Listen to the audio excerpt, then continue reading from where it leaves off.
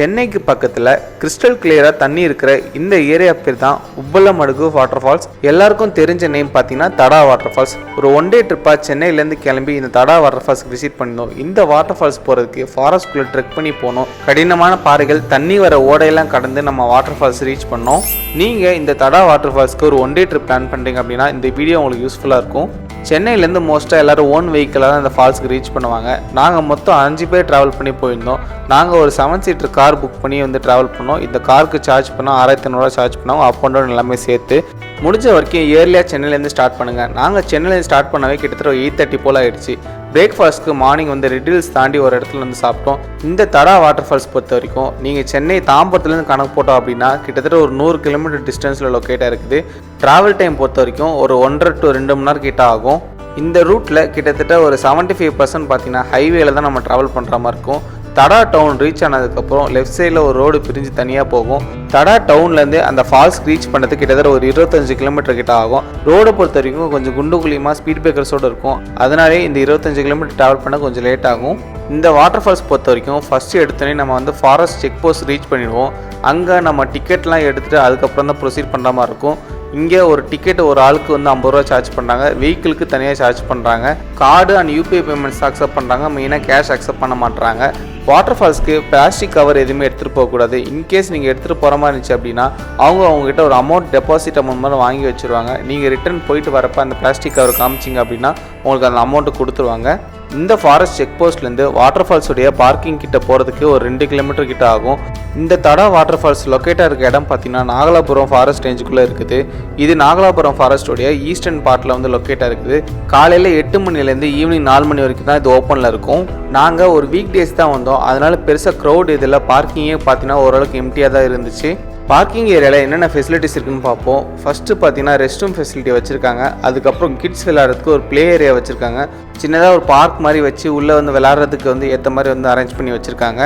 இந்த பிளேஸ் பொறுத்த வரைக்கும் குரங்களோட தொல்லை கொஞ்சம் அதிகமாகவே இருக்கும். ஸோ நீங்கள் எந்த ஸ்நாக்ஸ் எடுத்துகிட்டு வந்தாலும் குரங்கோட பார்வைப்படாமல் பத்திரமா வச்சுக்கோங்க. உள்ளே என்னென்னலாம் இருக்குது அப்படின்ற மாதிரி இங்கே போர்டில் வச்சுருக்காங்க. அண்ட் விசிட்டிங் ஹவர்ஸுமே போட்டிருக்காங்க காலைல 8 to 4 சொல்லிட்டு.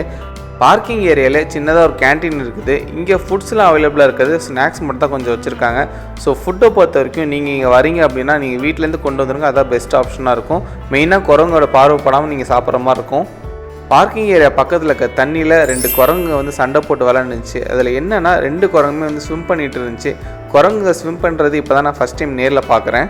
ஸோ இந்த இடத்துலேருந்து நம்ம ஃபால்ஸ் போகிறதுக்கான ட்ரெக்கிங் ஸ்டார்ட் ஆகுது. அதில் ஃபஸ்ட்டு நம்ம இந்த சின்னதாக பிரிட்ஜை கிராஸ் பண்ணி போகிற மாதிரி இருக்கும். இந்த பிரிட்ஜ் இருக்க ஏரியாவிலேருந்து கீழே தண்ணியை பார்க்கறதுக்கு ரொம்பவே சூப்பராக இருந்துச்சு. ஓரளவுக்கு க்ளீனாகவே இருந்துச்சு. கீழே உள்ள கல்லெல்லாம் பார்க்கறதுக்கு நல்லா தெரிஞ்சுது.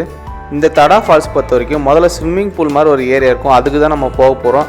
அதுக்கு முன்னாடியே நிறைய இடத்துல கல் மாதிரி வச்சு அங்கே ஒரு நேம் போட்டு வச்சுருக்காங்க. உள்ளே அப்படி என்ன இருக்குன்னு சொல்லி பார்க்கலான்னு போனோம்.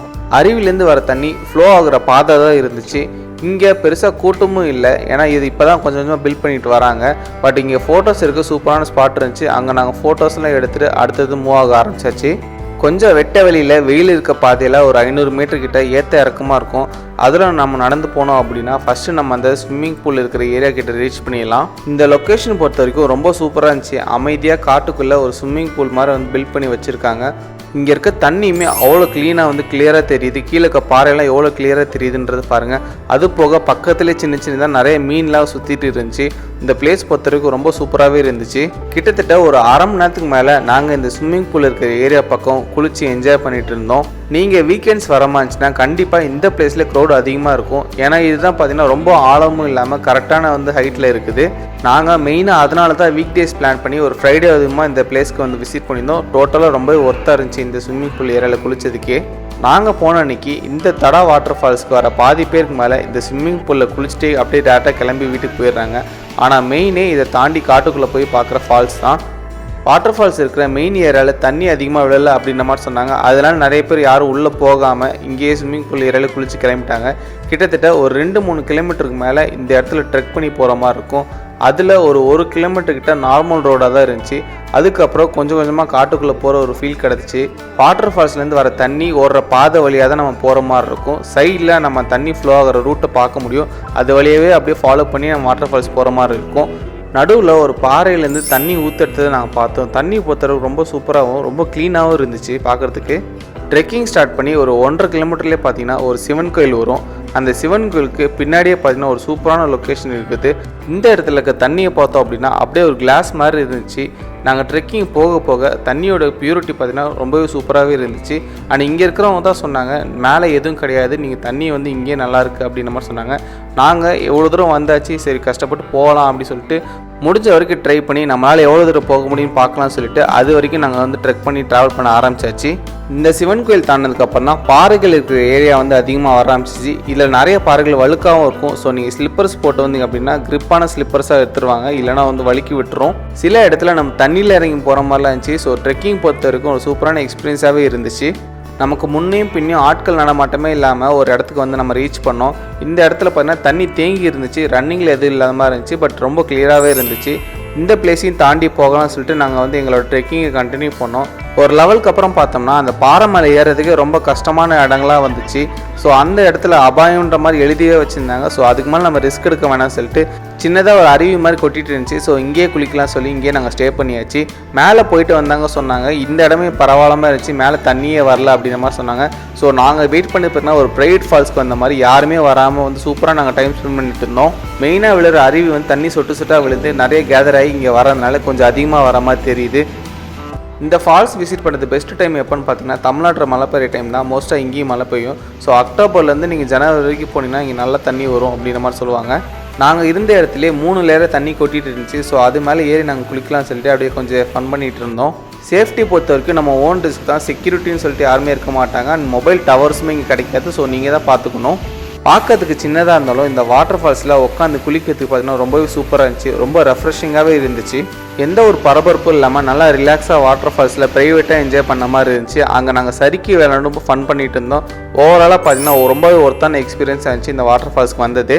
மெயினாக நாங்கள் வீக் டேஸ் வந்ததுனால க்ரௌட் பெருசாக இல்லாததுனால நாங்கள் சூப்பராக ஃபன் பண்ணிவிட்டு என்ஜாய் பண்ணிட்டு இருந்தோம். வாட்டர் ஃபால்ஸில் சூப்பராக என்ஜாய் பண்ணதுக்கப்புறம் நாங்கள் ரிட்டர்ன் கிளம்ப ஆரம்பிச்சிச்சு. உடம்பு கொஞ்சம் ஈரமாக இருந்ததுனால ஸ்லிப்பர்லாம் வந்து பார்த்தீங்கன்னா கொஞ்சம் வழுக்கிற மாதிரி இருந்துச்சு. இந்த பாறையில் நடந்து போகிறதுக்கு நிறைய பேர் கொஞ்சம் கஷ்டப்பட்டு தான் போயிட்டு இருந்தாங்க. ட்ரெக் பண்ணி வந்தப்போ எல்லா பிளேஸும் எக்ஸைட்மெண்ட்டோட கிராஸ் பண்ணி வந்தோம். ரிட்டர்ன் போகிறப்ப பார்த்தா இந்த பிளேஸ்லாம் நம்ம எப்படி தான் கடந்து வந்தோம் அப்படின்ற மாதிரி தோணுச்சு. காட்டுக்குள்ளே தண்ணி பாஸ் ஆகிற இந்த இடத்துல பாறைகள் நடுவில் உட்காந்து நாங்கள் வந்து லஞ்ச் சாப்பிட்டுட்டு இருந்தோம். லஞ்ச் பொறுத்த வரைக்கும் நாங்கள் வீட்டிலேருந்தே கொண்டு வந்துட்டோம். ஸோ இந்த மாதிரி ஒரு பிளேஸில் உட்காந்து சாப்பிட்டது ஒரு சூப்பரான எக்ஸ்பீரியன்ஸாக இருந்துச்சு. லஞ்ச் எல்லாம் முடிச்சு நாங்கள் கிளம்புறதுக்கே ஒரு 3 மணிக்கு மேலே ஆகிடுச்சு. கிட்டத்தட்ட ஃபால்ஸுக்கு வந்த எல்லாருமே வந்து ரிட்டர்ன் ஆகிட்டாங்க. நாங்கள் தான் பார்த்தீங்கன்னா இந்த ஃபால்ஸ்லேயே கடைசியாக வந்து வெளியே வந்துட்டுருக்கோம். ஒரு 3/4 மணி நேரம் கிட்ட கண்டினியூஸாக ட்ரெக் பண்ணி அகைன் நாங்கள் அந்த ஸ்விம்மிங் பூல் இருக்கிற ஏரியா பக்கம் ரீச் பண்ணியாச்சு. மறுபடியும் நாங்கள் இந்த இடத்துல கொஞ்ச நேரம் குளித்து என்ஜாய் பண்ணிவிட்டு ரிட்டர்ன் நாங்கள் கிளம்பியாச்சு. கரெக்டாக ஒரு 4:30 மணிக்கு நாங்கள் தான் இந்த ஃபால்ஸ்லேருந்து போகிற கடைசி போகிற ஆளாக இருப்போம். அங்கே வேலை செய்கிறவங்க எல்லாருமே கிளம்பிட்டாங்க. ஸோ அந்த அளவுக்கு நாங்கள் சூப்பராக என்ஜாய் பண்ணோம்.